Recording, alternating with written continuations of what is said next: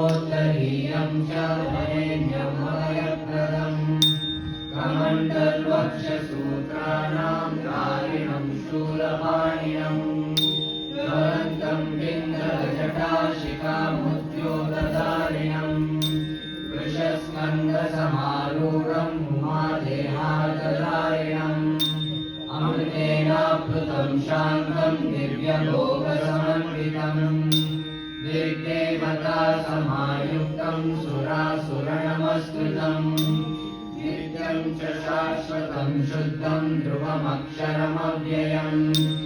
सर्वव्यापिनमीशानं रुद्रं वै विश्वरूपिणम् एवं ध्यात्वा द्विजः सम्यक् ततो यजनमारभेत् प्रजनने ब्रह्मा तिष्ठतु पादयोर्विष्णुस्तिष्ठतु हस्तयोर्हरस्तिष्ठतु बाहोरिन्द्रस्तिष्ठतु जठरे अग्निस्तिष्ठतु हृदये शिवस्तिष्ठतु कण्ठे बसवस्तिष्ठन्तु वक्त्रे सरस्वती तिष्ठतु नासिकयोर्वायुस्तिष्ठतु नयनयोः चन्द्रादित्यौ तिष्ठेताम् कर्णयोरश्विनौ तिष्ठेताम् ललाटे रुद्रास्तिष्ठन्तु शिखायां तिष्ठन्तु श्रीदेवस्तिष्ठतु शिखायां वामदेवस्तिष्ठतु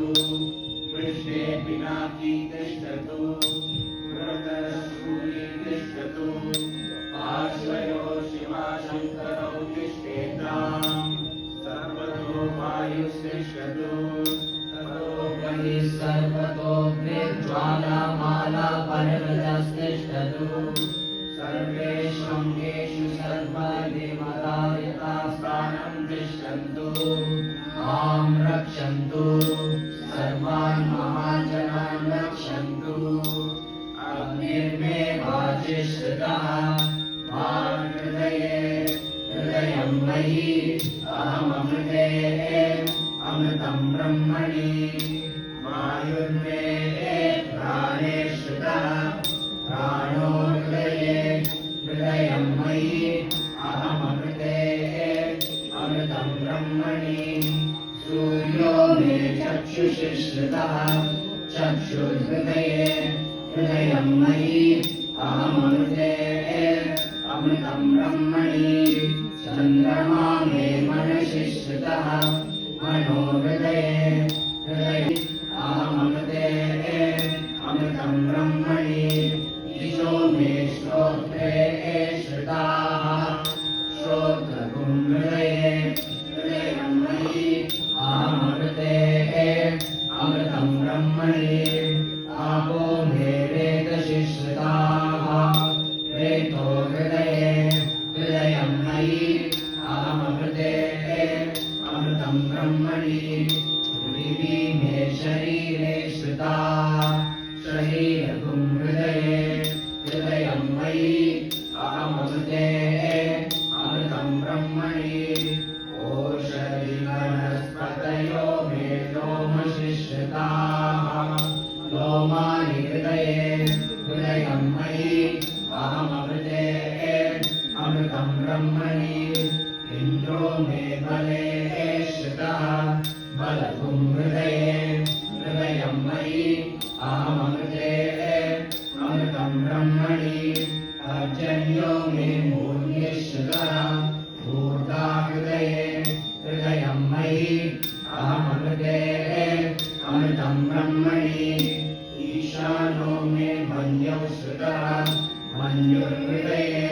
हृदयं मयि अहममृते अमृतं ब्रह्मणि आत्मा महात्मनि श्रुतः आत्मा हृदये हृदयं मयि अहममृते अमृतं ब्रह्मणि पुनर्महात्मा पुनरायुरागात् पुनः प्राणः पुनराभूतमागात् वैश्वानरो रश्मिर्वावृधानः अन्तस्तिष्ठत्वमृतस्य गोपाः अस्य श्रीरुद्राध्याय प्रश्नः दर्शनमूर्ति स्वरूपो योऽसावादित्यः परमपुरुषस्य एष रुद्रो देवता नमः शिवायेति बीजं शिवतरायेति शक्तिः महादेवायेति कीलकम् श्रीसाम्ब सदाशिवप्रसादसिद्ध्यर्थे चक्रेति योगः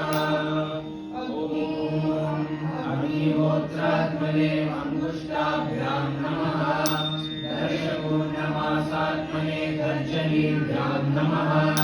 चातुर्मास्यात्मने मध्यमाभ्यां नमः निरूढपशुबन्धात्मने अनामिकाभ्यां नमः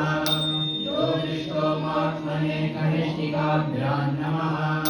सर्वकृत्वात्मने करतलकस्पृष्टाभ्यां नमः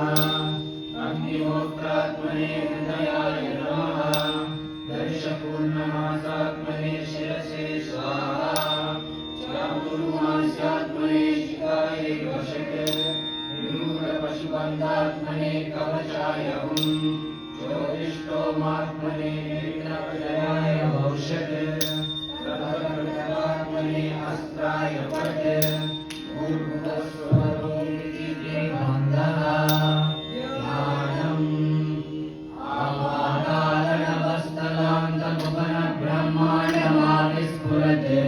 ज्योतिस्फाटिकलिङ्गमौलिविलसद्भूर्णेन्दुवान्तामृतैः अशोकाप्लुतमेकमीशमनिशं रुद्रान्वाकाञ्चपन्य ध्याये दीप्सितसिद्धये ध्रुवपदं विप्रो विषिञ्चेत् शिवम् ब्रह्माण्डव्याप्तदेहापसितहिमरुचा भासमाना भुजङ्गैः कण्ठे कालाभवद्धा कलितशशिकलाश्चण्डकोदण्डहस्ताः त्रयेक्षा रुद्राक्षमाला प्रणतभयहरा शाम्भवा मूर्तिभेदा रुद्रा श्रीरुद्रसूक्तप्रकटितविभवान् नः प्रयच्छन्तु सोतैषवे नमः नमस्ते अस्तु धन्वने बाहुभ्यामुदते नमः यातैषु शिवतमा शिवं बभूवते धनुः शिवा शरव्यायातवतया नो रुद्रमृडय याते रुद्र शिवा तनूरघोरा पापकाशिनी तया नस्तनुवा शन्तमया गिरिशन्तादिशाकशी या विशृङ्गिरिशन्तहस्ते विभर्षस्तवे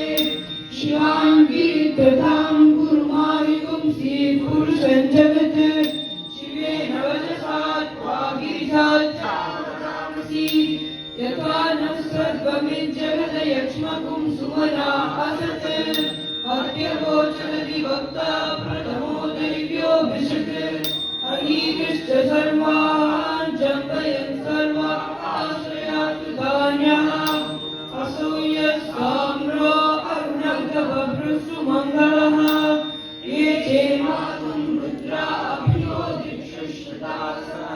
सहस्रशोभैषाकुं हेलयीमहे असो योगसर्वतीरग्रीवो विलोहितः उतैनं गोपालषण्णदशन्नुतहार्यः उतैनं विश्वभूतानि सदृष्टो मृडयातिनः नमो अस्तु नीलग्रीवाय सहस्राक्षाय मीदृशे अहो ये अस्य सत्त्वानोऽहं देव्यो कर नमः प्रमुञ्च तन्वरस्तमभयोराग्नियोज्याम् याश्च देवस्तैषवपरागा भगवोऽभव अवदत्तकदस्तवं सहस्राक्षस्ते शिते विशीर्य शल्यानां काशिवो सुमना भव विज्जन्तनुकपर्दिनो विशल्यो बाणभागुमुत अनेशन्नस्येषव आभुरस्य निषङ्गतिः राधे हेतुर्मीदुष्टमहस्ते बभूवते धनुः तयास्मान् विश्वितश्रमयक्ष्मया परिभुजा नमस्ते अस्त्वाय दृष्णवे उभाभ्यामुदते नमो बाहुभ्यां तव धन्वने परिते धन्वनो हेतिरस्मान् प्रणक्तु विश्वतः अतो हेतिर्भवाय अस्मन्निवेदितं शम्भवे